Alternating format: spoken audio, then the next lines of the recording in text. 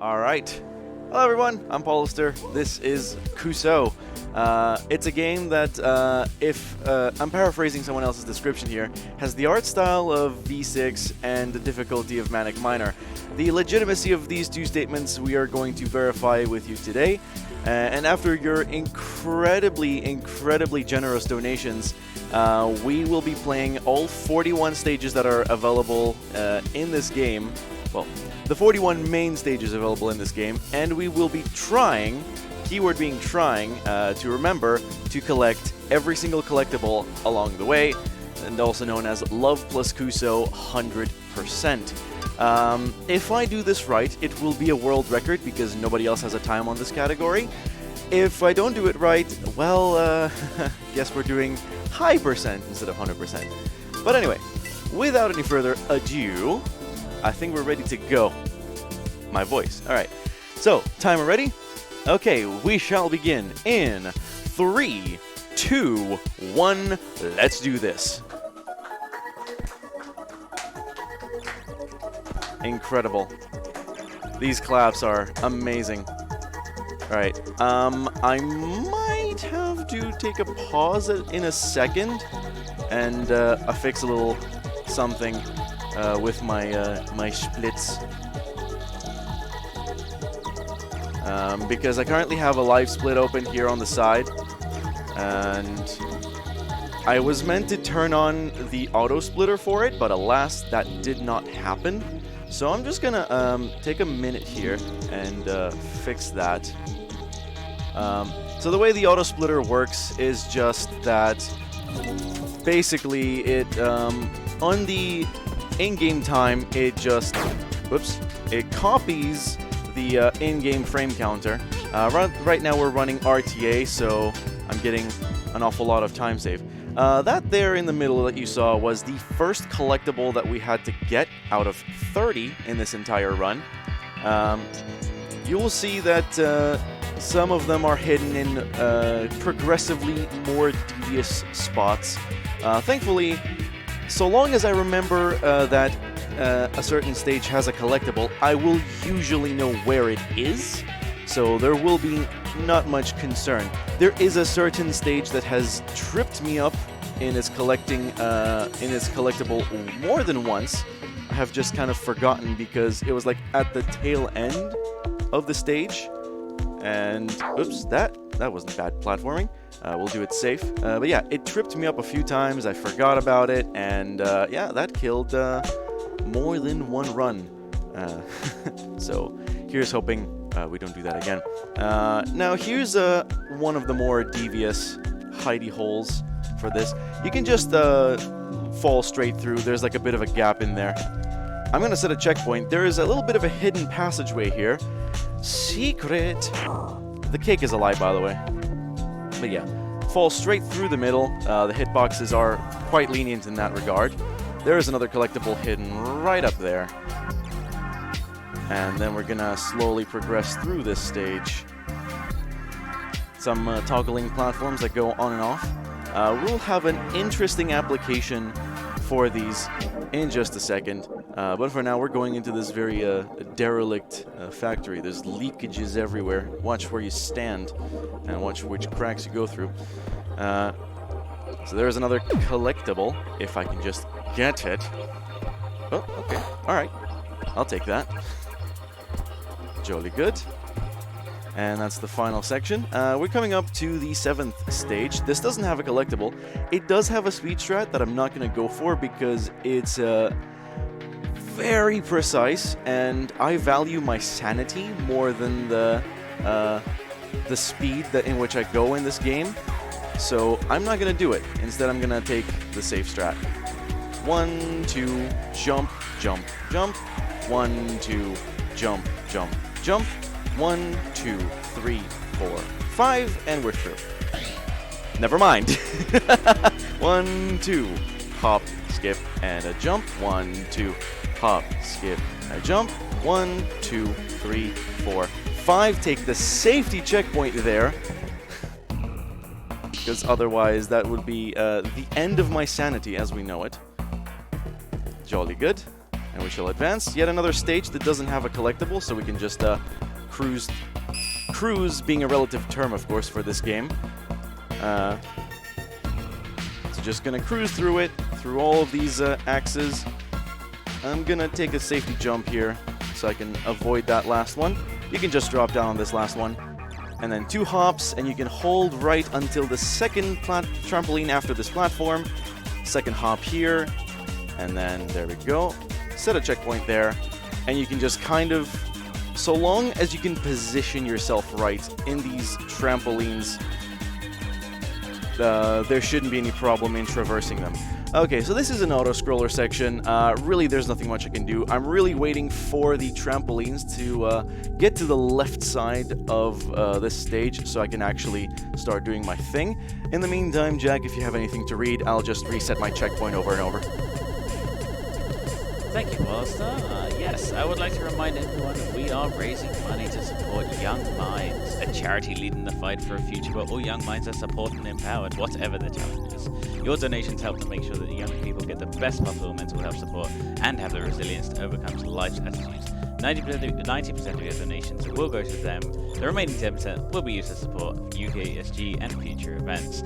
As Moobot has just reminded us, you can use your free Amazon Prime sub to support us. And since it is September, all subs are half off. So yeah, if you would like to subscribe and help out UKSG and ESA marathons in the future, your help is greatly appreciated. There we go. So here we go. We just went past that stage, and yes, that white section was supposed to kill me as I was going to get that collectible, but it didn't. It's funny how that works. It's called not putting collision on things. So yeah, basically I was allowed to pass through that section and collect the collectible. Otherwise it would have been a whole world of hurt trying to get that. So this stage is probably one of the longer ones and one of the less geometrically inclined stages, aiming more towards, well, relative realism here. So we're kind of in the insides of a certain dragon and going through everything, going through the spikes. I have not set a checkpoint in a long while. Here we go. I should probably explain how these work. Essentially, you can position a checkpoint anywhere that there is solid ground, but you need to be very careful. If you set it in harm's way and a hazard that would normally kill you touches it, then the checkpoint will reset to the start of the stage. Any subsequent deaths while the checkpoint is at the start of the stage will also get you there. If the checkpoint is anywhere else, then you're fine. There's no need to worry. You'll just respawn to where you put it. Like that, basically. I'll just remember to not miss any of the collectibles, because that would be a shame if I just missed one. So there's a collectible, jump over this, and we're through. Now, the way these stages are separated is there's 2 level sets. There's the Love level set and the Kuso level set. The Love level set comes from the precursor to this game called Love. The previous game developed by Fred Wood, and basically the 16 stages that were in that game have been remastered with the modernized look that Kuso brings, and with some extra content added, so it's there is a distinct difference between that game's stages and this one's. Some new stages here and there, and some more fun stuff to be had. There's another collectible. Gonna set a checkpoint there. I didn't do that in practice, and I nearly paid for it dearly. That little spike of white can kill you, so we're very gingerly walking through it. Oops, that is not... now, in some of these stages, when you're doing IL runs, you can tie, there's like an IL leaderboard, which is measured in frames. Oops. One of these days, I'll get this. Come on. There we go. Okay, so the leaderboards are usually measured in frames, And this is one of 2 stages that I have been able to max to get a tied world record in, because you literally cannot get a faster time than that. So basically going fully YOLO on every single cycle and hoping that the pixels work out for you. So this is the last stage of the LOVE level set, and the last stage of both level sets has been designed in such a way to kind of bring everything that you have done in the past few stages together and kind of test how much you remember from it. Oops, that is a death. We do not want that. Death is bad, so do not die. Okay. Just through that section, and this is the tail end of that stage. I want to believe that we have collected all 10 collectibles from the LOVE level set, and we are slowly advancing to the KUSO level set, which has another 25 stages. So there was 16 on the first one, 25 on the second. The KUSO levels are the modernized ones with entirely new level design, more collectibles, and even more devious hidey holes. So I think you're all going to enjoy with me as I forget Stage 4's collectible. This is the one that has tripped me up more often than not. So I will do my best to show you all that thing indeed exists and is in a place where you would say, huh, who would find that there? I'll tell you who. It's me in a minute or so, hopefully. So we wait a little bit here, we stall so we can just walk through these gazers or torches without a hitch. There's a little gap here you can squeeze through, as we did. And we just go through here, and there's another little section. Oh. And there's the third collectible. And now for the fourth one. Oops, I jumped too early, so there was a fast strat for that first section. I missed it, unfortunately, so we're gonna have to go through the second one, the safe strat of sorts. Oh, thank God I didn't die there, because that would have been embarrassing, going very far back. This section is a bit finicky, but it's fine. Okay, now, I will not forget this collectible, which is down here. Cat gift, by the way. There's a few of these peppered all throughout the stages, and they are devoted exclusively to the better hidden collectibles of the KUSO level set. Of course, in dedication to Fredwood's cat. So, bless up for the cat. We move on to this stage. You can get this one down in one cycle. It seems confusing, but believe me, just use the platforms as umbrellas and everything else should just follow suit. You really shouldn't worry much about how these things spawn unless you're going for the maxed world record, which my dear friend Game Guy will tell you all about if you ever start playing this game. Gonna get this collectible here. Oops. Oops. Okay. Jolly good. Here's a few more cycle-based areas. I unfortunately did not get that one quite down as much as I'd like, but we shall proceed accordingly. Nothing is dead yet, not even the run. So we are fast approaching. Here's a lovely little skip I can do, like that. It's more precise than it looks. You essentially, when making that jump, you need to be hanging off the tail end of that. The tail end of the platform. Otherwise, you will hit yourself on the wall. So we take this collectible that's in between all the platforms. And this stage, this has been the bane of my existence, I must admit. Many runs have died to it. And the way it works is these cannons zero in on the direction you're going, but their bullets do not. Oh boy. Oh, thank God. So wherever they see you, they will just fire at you. Make sure to set my checkpoint just right, so we don't forget anything. So here's another collectible. This one's probably the most in the way of them all. You will see that some of the collectibles later on, they are quite well hidden, so to spot them takes a mastery unlike no other. Now, normally there is a strat you can take for this stage to do it fast, but that is thrown to the wind as you realize, oh no, the collectible is right up there, but the speedy route is at the bottom, so you cannot do that. You cannot do that whatsoever. So you're instead forced to kind of just take the top route and take the rest of it as best as you can. If it doesn't work out, then it's a lot of death for you. So here's another collectible, not that far out of the way again. So still, we are going to set our checkpoint in the main path, the any % path.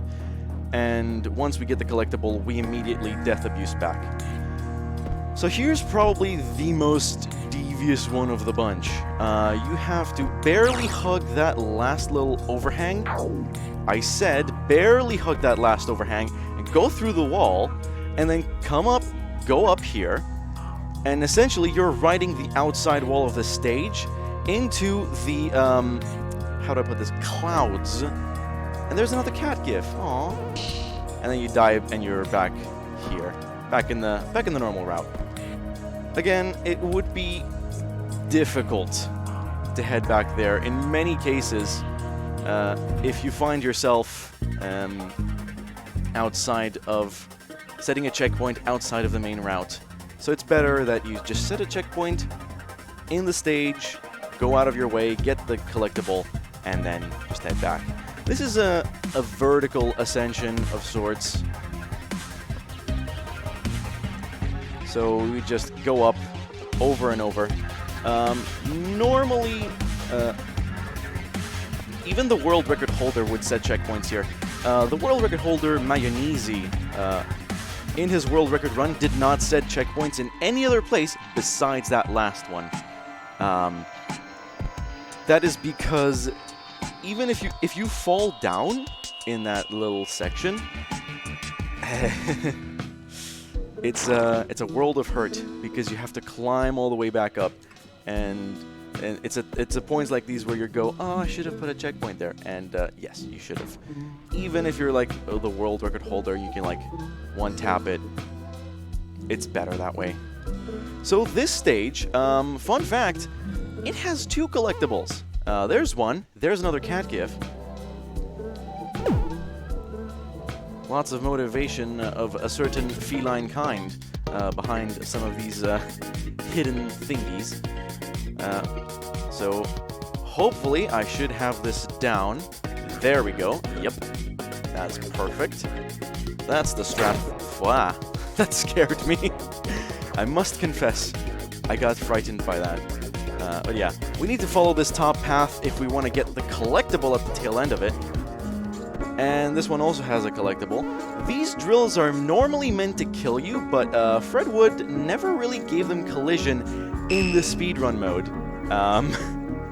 But he did give them collision in the versus mode, which is the place where we found out, me and my rival Zed, we found out the hard way, hey, these drills now have collisions, all of a sudden. There we go. Bit of time lost there. But let's get the other collectible. This one, you can see it as we pass it up. We're gonna have to drop down here. Sure enough. I was hoping for a different kind of death abuse, but hey, you win some, you lose some. These little pellets, yeah, there we go. That's my visual cue. Barely when the first one passes, that's your cue to go ahead.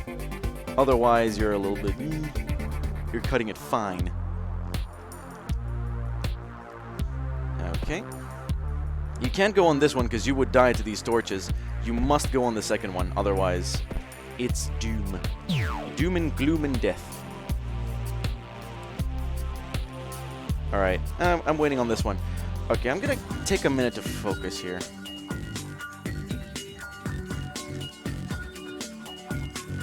Ah, okay, never mind. I'll take the second path. Okay, I gotta wait. Normally, if you do this just right, you actually manage to hit the earliest possible cycle of that stage, or this section rather, which I got. Oh, thank God.